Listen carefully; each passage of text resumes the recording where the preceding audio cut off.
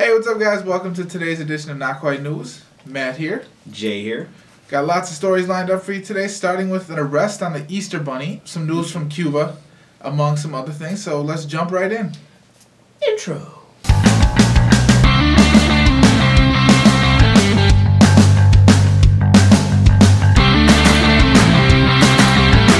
Alright guys, so this past Friday in Boston, Massachusetts, a man dressed in a bunny suit was arrested. For not having permits for his Easter eggs. For the eggs? Or for, if you're out in public talking to little kids in a costume, I can see how that could be a little chilling, a little weird. Questionable, for sure. Just for Easter eggs. And then the police captain, John Greeland, posted several tweets that afternoon of them arresting and taking pictures of the bunny man, as if you want to call it that. This sounds like a fake story. No, this is legit. I'll put the link to the story down below. It's actually by CBS. This is real. He was released before Easter Sunday, being bailed out with quote-unquote 24 carats. Well, at least he was bailed out in time to give all the kids their Easter baskets. Exactly. The Easter Bunny lives on. Lives on. Fidel Castro. Now, as many of you know, he is basically a revolutionary from Cuba. He was a dictator for a while. Right. But he retired and passed on control to Raul, his younger brother. Obama went to Cuba, and it did not go very well. First president in 90 years to go to Cuba. Yes, that is a feat, for sure. But it did not go well. Fidel Castro wrote in the communist newspaper, the official communist newspaper of Cuba, "My modest suggestion is that he think and not try to theorize about Cuban politics." Ouch. So basically, use your brain and stay out of our shit. Good old communism. I can't say that I'm at all shocked by this. What do you think? As far as, like, another foreign policy failure. I mean, Iran hates us, so we make a deal with them and give them nukes. Cuba hates us, so we try to make nice and be friends with them, and they spit in our face. Or Castro spits in our face. It looks terrible. It reflects really badly when stuff like this just keeps on happening. He tried. I mean, there's only so much you can do. Diplomacy is not the answer for everything. It can't be. They hate us. Like, get fucking real. Come on. It feels like we're going into situations that can only make us look bad, but we do it anyway. I think it's more of an effort. Even though you may know the outcome of what's going to happen, you still try. As stupid as that may sound, a lot of people do it. 50 years of Cold War. About the next 50 years of just shitty relations, trade embargoes, and, you know, all that good stuff. What good could possibly come? I mean, really. Why? Get something off his list before his term is ended. I suppose. I mean, you know, maybe there is no answer. Maybe that was just rhetorical. It's irritating. We look like shit all the time now. For real. Dude, come on. As if we didn't look like shit before. Excuse me. Well, especially lately. Yes. I mean, come on. Let's move on. I got another one for you guys. Taco Bell. A man pulled up to Taco Bell at 1:30 a.m. And I'm kind of surprised because that's not really that late.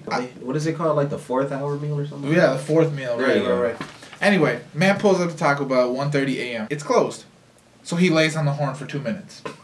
Approximately. These are estimates by the employees.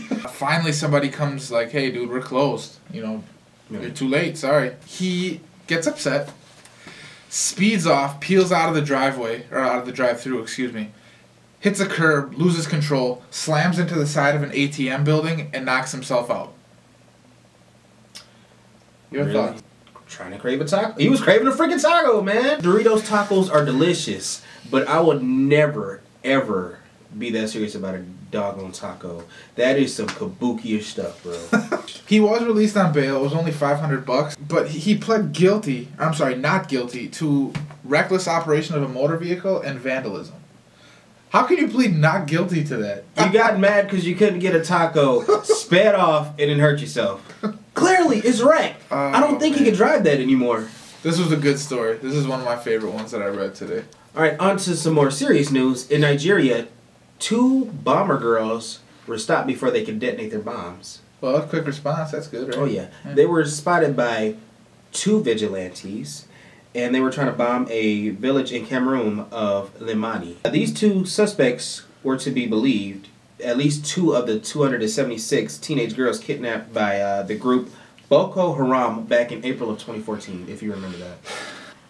That was a shitty story, too, back. It was. I mean, the fact that they're actually being used now for stuff like this... It's disturbing. It is. It kind of makes me sick to my stomach now. Yeah. And now, you have this other Islamic group, Boko Haram, who is probably just as dangerous or, even more dangerous than ISIS. You gotta do something. Exactly. That's the question. What can the world do? Not just America, not just Korea, Europe. What can the world do to stop groups like ISIS and Boko Haram from, creating more mass destruction? Right. If this keeps going in the direction it is not going to be pretty. Right. It's not easy, and I don't pretend to, have the answers, but what we're doing now is obviously not working. It almost seems like it's little to nothing compared to the damage that they're causing. Right. But, we don't know the full grasp and story of it. We have a pretty good idea, though. I'm done with these politicians and their... Dude, I've been done with them. Yeah. They're all a joke. And especially the ones coming into office now. I don't... It's obvious who not to vote for. That one person who we shall not name because we named him too many times on this show. Right. But the other candidates aren't too... yeah. Especially on this kind of thing.